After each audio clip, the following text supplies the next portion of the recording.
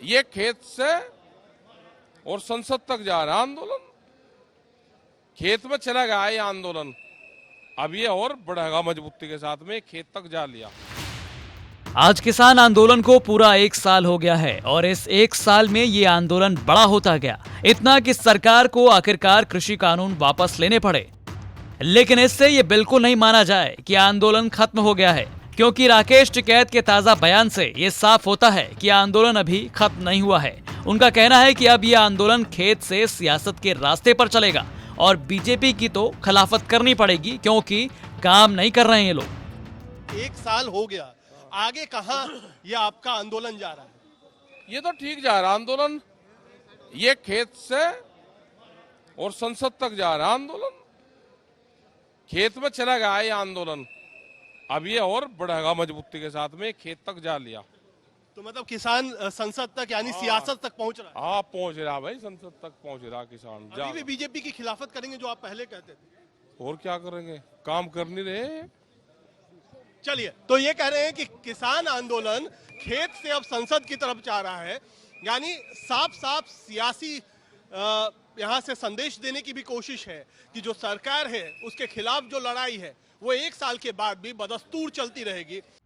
आपको बता दें कि पिछले साल बनाए गए 3 कृषि कानूनों के बाद ही किसान आंदोलन की शुरुआत हो गई थी, जब 3 नवंबर को पंजाब और हरियाणा में किसान संघों ने दिल्ली चलो का आह्वान किया। इसके बाद 26 और 27 नवंबर 2020 को इन राज्यों से बड़ी संख्या में किसान दिल्ली की अलग अलग सीमाओं की तरफ बढ़े और धीरे धीरे यह आंदोलन पश्चिमी यूपी पर भी असर डालने लगा। पश्चिमी यूपी के किसान भी, फिर चाहे बात मिनी पंजाब पीलीभीत की हो या फिर मुजफ्फरनगर की, हर जगह से किसान बॉर्डर की ओर कूच करने लगे।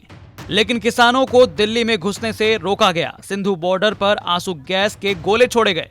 पुलिस और किसानों का आमना सामना हुआ और फिर किसानों ने दिल्ली के बॉर्डरों पर ही आंदोलन शुरू कर दिया। गाजीपुर बॉर्डर पर राकेश टिकैत समेत पश्चिमी यूपी के नेताओं ने अपना डेरा जमा लिया और किसानों की संख्या में इजाफा होने लगा। इसके बाद केंद्र और किसानों के बीच बातचीत का दौर शुरू हो गया। पहली बातचीत अक्टूबर 2020 को हुई। इसके बाद 1 दिसंबर को किसान नेता और मंत्री फिर बैठे।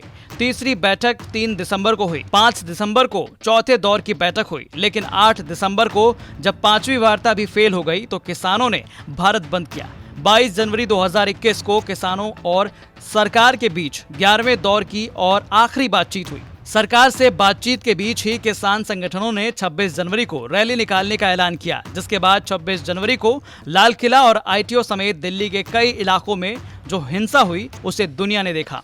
इसी दौरान लाल किले पर धार्मिक झंडा भी फहराया गया, जिसे लेकर काफी विवाद हुआ। 26 जनवरी की हिंसा के बाद लगने लगा कि आंदोलन शायद खत्म हो जाएगा। इस बीच कुछ किसान संगठनों ने भी अपने आप को आंदोलन से पीछे कर लिया। लेकिन 28 जनवरी को भारतीय किसान यूनियन के नेता राकेश टिकैत के आंसुओं ने आंदोलन को और तेज कर दिया।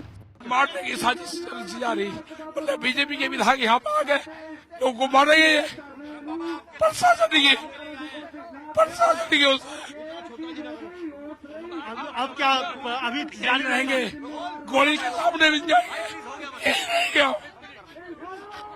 आंदोलन को खत्म करने की साजिश बीजेपी की, आंदोलन खत्म नहीं होगा। अगली सुबह यानी 29 जनवरी को पूरा माहौल ही बदल गया। रात में ही किसान गाजीपुर बॉर्डर पहुंचने लगे, जिसके बाद पुलिस प्रशासन ने गाजीपुर बॉर्डर की सड़कों पर कीले गाड़ दी ताकि किसानों के ट्रैक्टर दिल्ली की सीमा में ना घुसने पाए। इसी बीच किसानों के लगातार विरोध के बाद पूरा मामला सुप्रीम कोर्ट पहुंचा।